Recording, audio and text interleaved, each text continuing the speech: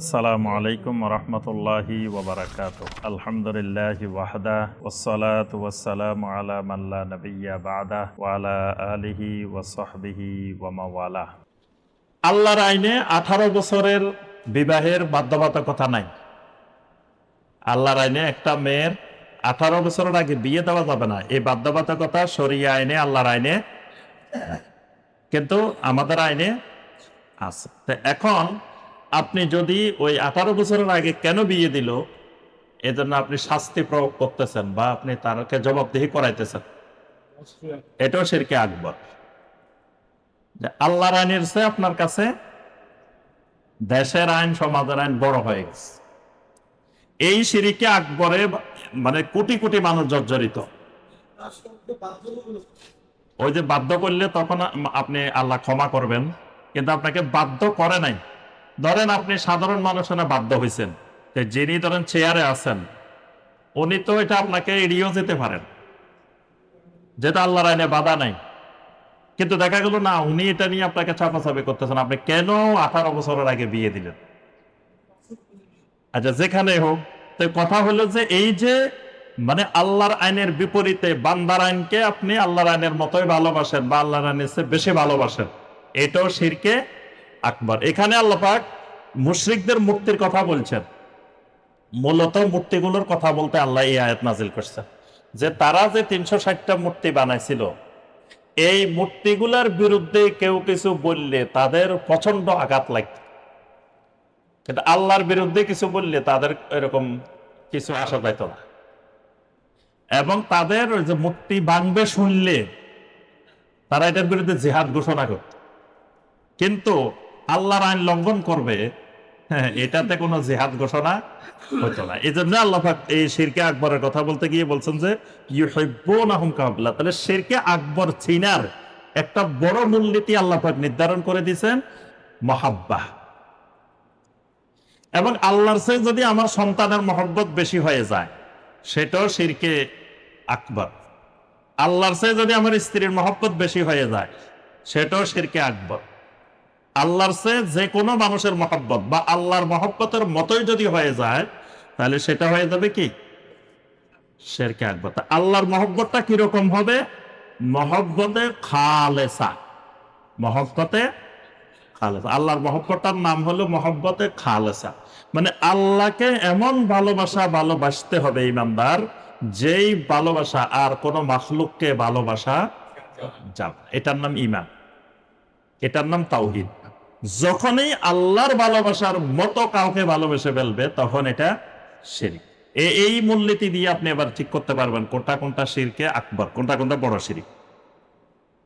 আরেকটা হলো যে আল্লাহর সমকক্ষ বানাইলে শিরকে আকবর হয়। যেমন আল্লাহ পাক সূরা আল বাকারার 22 নম্বর আয়াতে আল্লাহ পাক বলেন, ফালা তাজআলু লিল্লাহি আনদাদা ওয়া আনতুম তা'লামুন। খবরদার, জেনে শুনে তোমরা আল্লাহর সমকক্ষ নির্ধারণ করিও না। আল্লাহর সমকক্ষ নির্ধারণ করিও না। তা আল্লাহর সমকক্ষ নির্ধারণ কিভাবে হয়? ওই যে সূরা আল আরাফের 54 নম্বর আয়াত আল্লাহ পাক বলছেন, আলা লাহুল খালকু ওয়াল আমরু তাবারাকাল্লাহু রাব্বুল আলামিন। জেনে রাখো, সৃষ্টি একমাত্র আল্লাহর, সৃষ্টির উপরে হুকুম চলবে একমাত্র আল্লাহ। এখন যদি সৃষ্টির উপরে অন্যের হুকুম চলে, অন্যের হুকুমকে মেনে নেন, তাহলে আল্লাহর জায়গায় অন্যকে বসানো হয়েছে, এটাও শিরকে আকবর। আচ্ছা, এইরকম মানে এই মূলনীতিগুলো মনে রাখলে আমরা বুঝতে পারবো যে এইভাবেই আল্লাহর সমপর্যায়ের বা আল্লাহর সাথে কাউকে সম্পৃক্ত করলে সেটা হয়ে যায় শিরকে আকবর। আল্লাহর ইবাদতের ক্ষেত্রে আল্লাহ সুবহানাহু ওয়া তাআলার যতগুলো ইবাদত আছে, এই ইবাদতগুলোর ক্ষেত্রে যদি একটা ইবাদতও গায়রুল্লাহর জন্য করা হয়, মানে আল্লাহ ছাড়া অন্য কোনো মাখলুকের উদ্দেশ্যে করা হয়, সেটাও শিরকে আকবর। যেমন ধরেন মান্নত করা, এটা আল্লাহর ইবাদত। কেউ যদি কুমিরের জন্য মান্নত করে, কুমিরের জন্য ছাগল মান্নত করে, কুমিরের জন্য হাঁস মান্নত করে, এটাও শিরকে আকবর। এবং কুমির খালি পুকুরের কুমির না, মানুষ কুমিরও আছে। মানে চেহারাটা মানুষের, কিন্তু ভিতরে কি কুমির। এরা মানুষের ইমান আকিদা খাই ফেলায়, ইমান আকিদা গ্রাস করে। এরকম কুমির হাজার হাজার বাংলাদেশ, লক্ষ লক্ষ। এবং আজকে দেখলাম পত্রিকায় যে ওই মানুষ নামীয় কুমির গুলা আবার ওই কুমিরকে নিয়ে আসতেছে বাগেরহাটে। ওই কুমির আবার সুন্দরবন থেকে তারা আনার জন্য দেখলাম যে সংবাদ সম্মেলন করতেছে। এরা হলো মানুষ কুমির, মানে এরা বসে বসে মানুষ এগুলা হাদিয়া তোফা নিয়ে আসে, বিভিন্ন ধরনের নজর মান্নত নিয়ে আসে, এরা বসে বসে এগুলা খায়।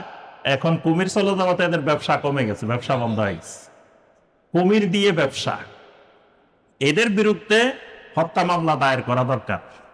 এই যে একটা মেয়েকে মেরে ফেললো কুমির, আরো কত কিছু করলো, তো এই যে এই হত্যাগুলো দায় কার? এই কুমির, মানুষ কুমির গুলারে তো দায়। এবং কুমিরেরা আল্লাহর ওলি বানাই দিছে। একজন বলতেছে যে ইউটিউবে দেখলাম যে কুমির হের দিকে চোখ তুলে তাকায় দেখছে, কুমিরের হে ডাক দিছে যে অমুক আল্লাহর ওলি আমাকে পাঠাইছে। কুমিরে বুঝতে পারছে, কুমির হের দিকে চোখ তুলে তাকাইছে। এই শিরিকের প্রচার প্রসার কিভাবে হচ্ছে, এবং আলেম নামদারি লোকগুলো মানুষকে এই শিরিকের রাস্তা দেখাইতেছে। তো এই যে শিরক, এই আল্লাহর ইবাদতের যে কোনো ইবাদত গায়রুল্লাহর জন্য করলে তখন এটা হয় শিরকে আকবর। শিরকে আকবরের পরিণতি কি? এক নম্বর পরিণতি, শিরকে আকবর করে কোনো ব্যক্তি যদি মারা যায়, মানে ফিরে আসে নাই, তাওবা না করে ফিরে আসে নাই শিরিক থেকে, শিরকে আকবর করলে তার ঈমান নষ্ট হয়ে যায়, তাকে আবার নতুন করে ঈমান আনতে হবে। এখন নতুন করে ঈমান আনে নাই, এই শিরকে আকবর করা অবস্থায় লোকটা মারা গেছে, তাহলে আল্লাহ সুবহানাহু ওয়া তাআলা তার গুনাহগুলো ক্ষমা করবেন না। সূরা আন-নিসার 48 নম্বর আয়াত এবং 116 নম্বর আয়াত, দুই আয়াতে আল্লাহ পাক এই কথাটা বলছেন, ইন্নাল্লাহা লা ইয়াগফিরু আন ইউশরাকা বিহি ওয়া ইয়াগফিরু মা দুনা যালিকা লিমান ইয়াশা। আল্লাহ রাব্বুল আলামিন লা ইয়াগফিরু আন ইউশরাকা বিহি, শিরিক করলে ওই শিরিকের গুনাহ আল্লাহ ক্ষমা করবেন না। ওয়া ইয়াগফিরু মা দুনা যালিকা লিমান ইয়াশা, তবে আল্লাহ পাক যাকে চাইবেন, শিরিক ছাড়া অন্য গুনাহ থাকলে আল্লাহ চাইলে ক্ষমা করে দিতে পারেন, কিন্তু শিরিকের গুনাহ আল্লাহ ক্ষমা করবেন না। নবী সাল্লাল্লাহু আলাইহি ওয়াসাল্লাম বলেন, মান মাতা ওয়া হুয়া ইয়াদউ মিন দুনিল্লাহি নিদ্দান দাখালান নার, যে ব্যক্তি এমন অবস্থায় মারা গেল সে আল্লাহ ছাড়া অন্য কাউকে সমকক্ষ নির্ধারণ করেছে, শিরিক করেছে, দাখালান নার, সে জাহান্নামে যাবে। তবে এই জাহান্নাম স্থায়ী জাহান্নাম। শিরকে আকবর করা অবস্থায় মারা গেলে যে জাহান্নামে যাবে, এই জাহান্নাম থেকে আর বের হয়ে আসবে, এবং এই জাহান্নামের শাস্তিটা তার কবরের থেকে শুরু হয়ে যাবে। এটা ওই মানে পরবর্তী যে জাহান্নাম, বিচারের পরে জাহান্নাম, তা না, এই জাহান্নামের শাস্তিটা তার কবরের থেকে শুরু হয়ে যাবে। এই জন্যই কবরের আযাব বিশ্বাস করা ঈমান, ঈমানের অংশ। কবরের আযাব বিশ্বাস না করলে ঈমান থাকবে না। বর্তমানে কিছু কিছু মানুষ হাদিস অস্বীকারী, আহলে কোরআন নাম দিয়ে মানুষকে এই জায়গায় সংশয় সৃষ্টি করে, বলে যে কবরের আযাব নাই। তো কবরের আযাব অবিশ্বাস করলে কাফের হয়ে যাবে, ঈমান থাকবে না। আল্লাহ সুবহানাহু ওয়া তাআলা কোরআনে কারিমে সূরা গাফিরের 46 নম্বর আয়াতে আল্লাহ পাক বলছেন, আন-নারু ইউরাদুনা আলাইহা কুদুওয়ান ওয়া আশিয়্যা। আল্লাহ পাক বলছেন, জাহান্নামকে সকাল বিকাল তাদের সামনে উপস্থাপন করা হয়। মানে কবরের মধ্যে জাহান্নামের আগুন সকাল বিকাল তাদের কাছে উপস্থাপন করা। এখানে আল্লাহ পাক সরাসরি কবরের আযাবের কথা বলছেন, কবরের ভিতরেও জাহান্নামের আগুন আসে।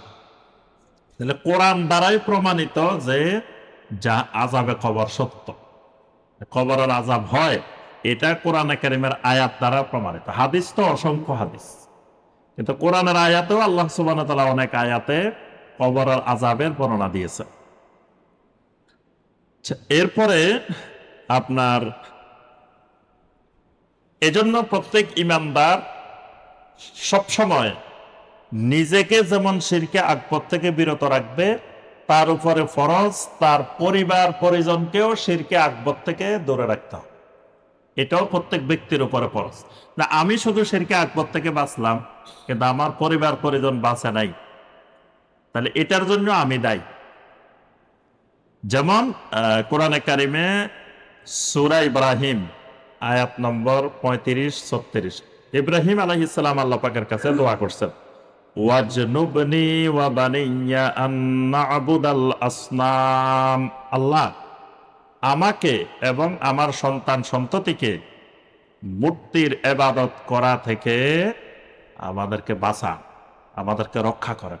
মানে আমিও যেন মূর্তির ইবাদত না করি, আমার সন্তান সন্ততি আমার পরিবার তারাও যেন মূর্তির ইবাদত না করে। তো ইব্রাহিম আলাইহিস সালাম এখানে শুধু নিজের কথা বলেন না যে আল্লাহ ওয়াজনুবনি আমাকে খালি বাঁচান, সাথে বলছেন ওয়া বানিয়া আমার সন্তান সন্ততি আমার পরিবার এরাও যেন মূর্তির পূজা মূর্তির ইবাদত না করে। তাহলে বোঝা গেল এজন্য সন্তান সন্ততি পরিবার পরিজনকেও শিরকে আকবর থেকে বাঁচাই রাখতে হবে। নবী সাল্লাল্লাহু আলাইহি ওয়াসাল্লাম সকাল বিকাল আল্লাহ রাব্বুল আলামিনের কাছে দোয়া করতেন। প্রতিদিন সকালেও 3 বার পড়তেন, সন্ধ্যায়ও নবী সাল্লাল্লাহু আলাইহি ওয়াসাল্লাম এই দোয়া 3 বার পড়তেন। আল্লাহুম্মা ইন্নী আউযু বিকা মিনাল কুফরি ওয়াল ফাকরি, আল্লাহুম্মা ইন্নী আউযু বিকা মিন আযাবিল কবর, লা ইলাহা ইল্লা আনতা। এখানে নবী সাল্লাল্লাহু আলাইহি ওয়াসাল্লাম আল্লাহর কাছে কুফরি থেকে, দারিদ্রতা থেকে পানা চাইতেন এবং আযাবের কবর থেকে সকাল বিকাল নবী সাল্লাল্লাহু আলাইহি ওয়াসাল্লাম পানা চাইতেন।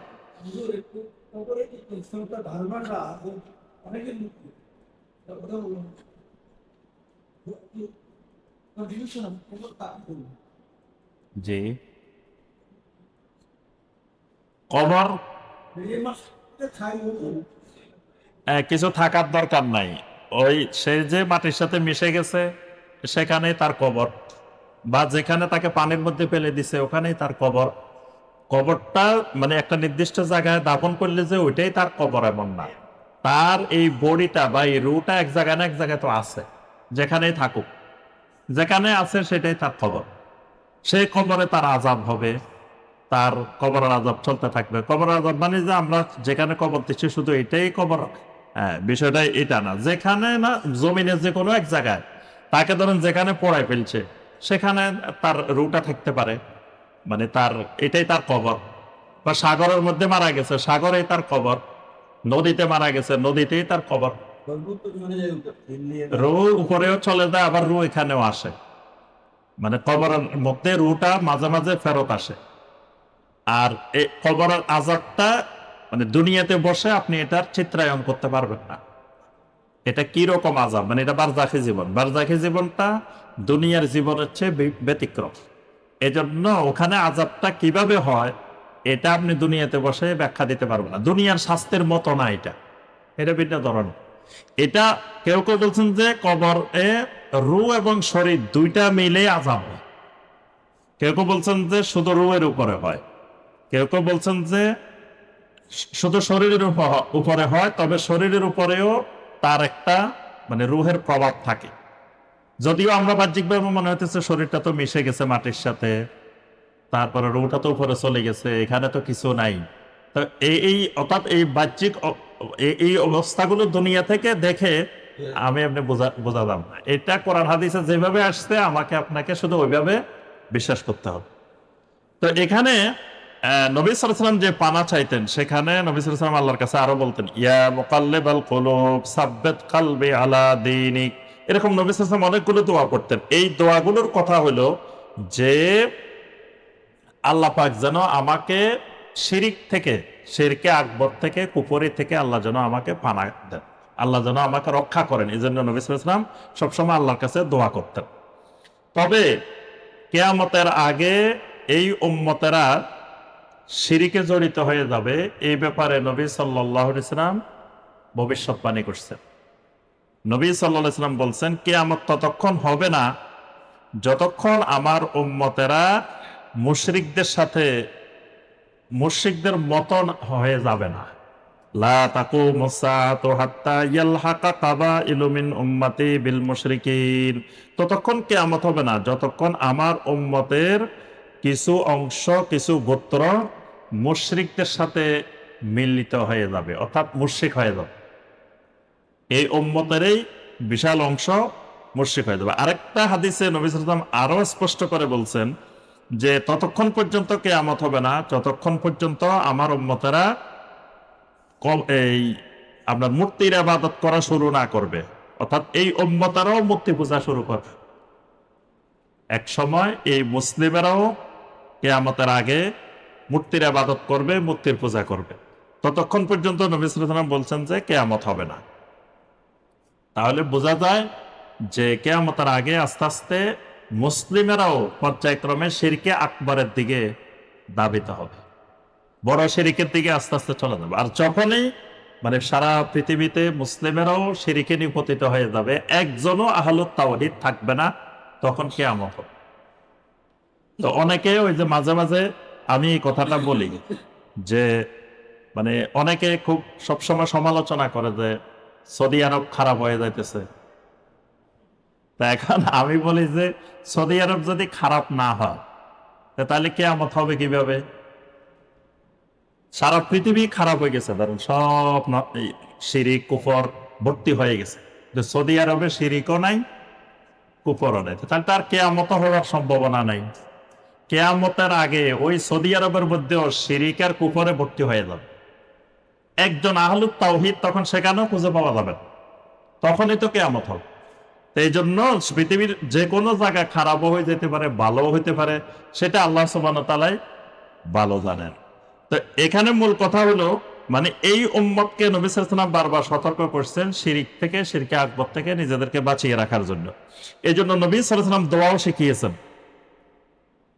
একদিন নবী সাল্লাল্লাহু আলাইহি ওয়াসাল্লাম সাহাবীদেরকে বললেন, আলা আদুল্লুকুম আলা শাইইন ইযা কুলতুমুহু আযহাবাল্লাহু আনকুম ক্বালিলাশ শিরকি ওয়া কাসীরা, আমি কি তোমাদেরকে এমন কিছু দেখাই দিব না যেই দোয়াগুলো তোমরা সবসময় করলে আল্লাহ তোমাদেরকে শিরিক থেকে রক্ষা করবেন, শিরিক আল্লাহ তোমাদের থেকে দূর করে দিবেন।